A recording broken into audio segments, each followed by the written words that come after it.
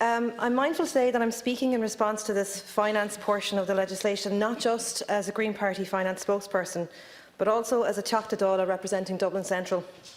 My constituency is home to many thousands of people who are amongst the most vulnerable in our society. We have some of the highest rates of homelessness in the country, some of the highest rates of single-parent households, of children living in poverty, of addiction and unemployment. In short, I represent a constituency where many people will be unable to cope on their own with the impacts of the unprecedented crisis, and who will not have the resources to make it through without the help of the state and of their community. I would like to commend my constituency colleague, Minister Donoghue, on the work completed so far. While there is always more work to do, there is a clear intention in this legislation to ensure that our constituents are protected in the face of this national health crisis. I am a new member of this Dáil. I am sure there are some years where members proceed with the business of legislation and governance with hard work and little fanfare, and there are some years that come along once in a generation. Ones that, whether by design or necessity, reshape our communities and set a new course for our nation, and set a new normal for all of us. I think this is one of those years, and I believe that this Dáil and the Minister have made a good start. In the coming weeks and months, we will see our economic outputs and infrastructure put under unprecedented pressure. A downturn triggered by a pandemic is different from other kinds of economic contraction and will require a unique package of financial measures, one that is broader and deeper and asks more fundamental questions than we have up to now. The measures introduced last Thursday and added to today effectively begin the work of providing a basic income to all, a meaningful safety net for a large proportion of people in this country. And we will need to work together in this chamber to ensure that this is universal and that every person is seen and is cared for.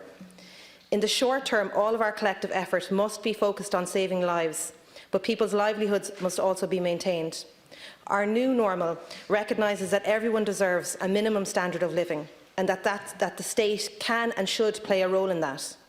Our new normal recognises that the caring economy, one that has been so long under-recognised in this country, has real worth.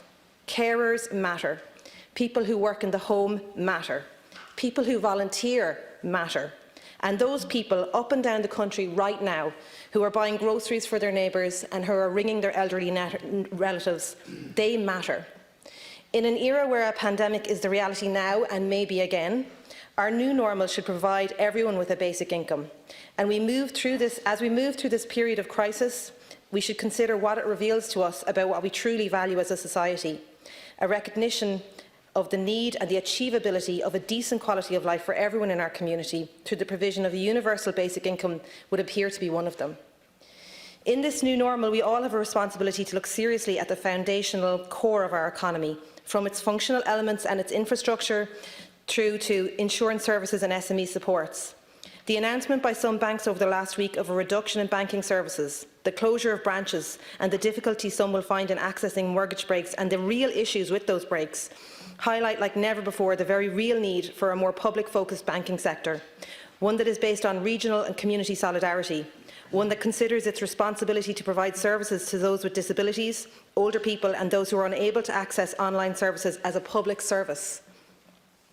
We can now see the critical role that our local post offices and our very important credit unions must play in a fully functioning and caring society, and how important it is that we now progress with serious proposals for public banking that utilise our existing resources. In the days ahead, as these measures take effect and into the future as stimulus packages are developed, every member of this House must prioritise industries and businesses that demonstrated solidarity and responsibility with their communities. We must resist the provision of our finite public funds to sectors which will go on to create further catastrophes for the planet and for the people on it. We must focus on the resilience of our communities and on our national infrastructure to ensure that we are better equipped to deal with this crisis and others to come. We must work with the European Union to provide responsible financial aid packages which will protect our public services and, very importantly, our public assets. This legislation, which seeks to provide everyone with a safety net, suggests that it is time to trade our old habits for a new spirit of community, social equality and climate justice, an economy based on people's needs and their quality of life. The scale of this legislation is unprecedented, but so is the severity of the COVID-19 crisis. Our aim to protect and safeguard everybody must be of a similar ambition. Gur Mágat.